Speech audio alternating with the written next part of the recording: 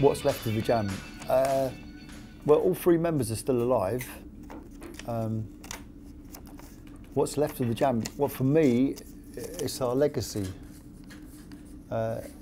Because I think we stopped at the right time. We ended at the right time. And you haven't got to look back on 30 years that we could have been together still making shit records. We ended at the right time.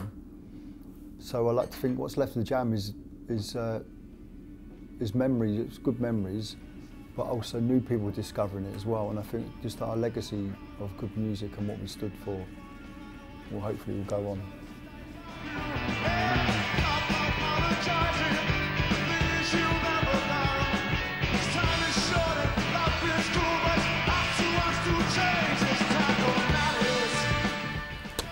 What was so special, what is so special about mod culture?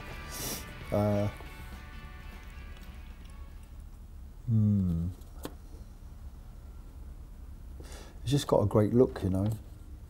It's got a timeless look about it, and it's also ever expanding as well.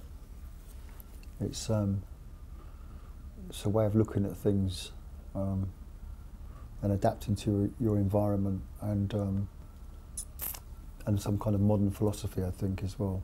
But to be able to adapt to your time and your surroundings, and just kind of went on from there, you know.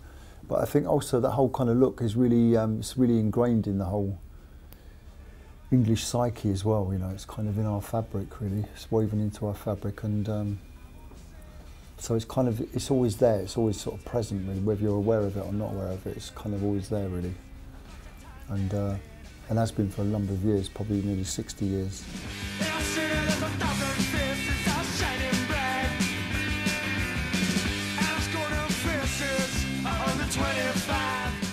Well, it came from a set of young people, post-war kids in the late 50s, who were sick of the old world, the pre-war world, and didn't really feel part of that, and wanted to embrace all that was new and was happening around that time. You know, in terms of fashion and in terms of identity and music and art, films, right across the board, really. I mean, it's. I think that. I mean, that's where it all came from. And the word mod came from modernist, which came from modern jazz fans, as opposed to the traditional jazz fans.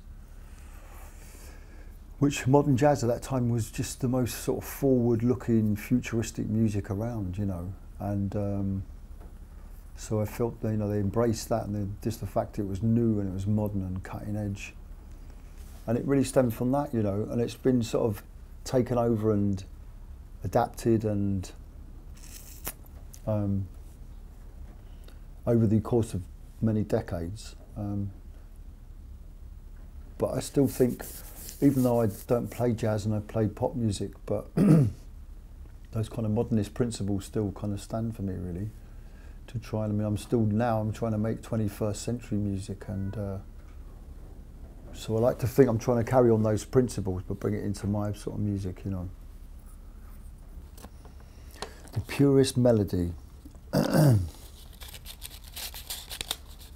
Probably the purest melody I've ever heard would be Riverman by Nick Drake. That seems, yeah, that would be in my mind the most purest melody I could think of. It seems to come from another place, really. It seems to come from a different source to what most melodies come from. Betty said she prayed today for the sky to blow away.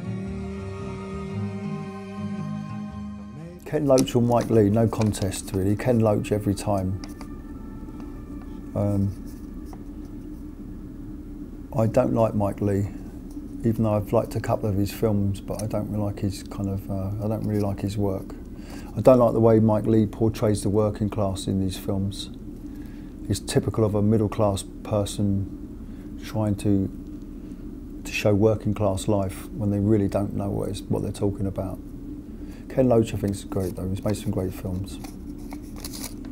Speed up or slow down?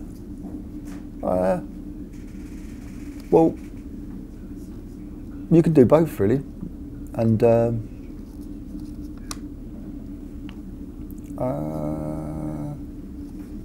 depends where you're going, depends where you're walking. Are you walking up a hill or down a hill? It's hard to say.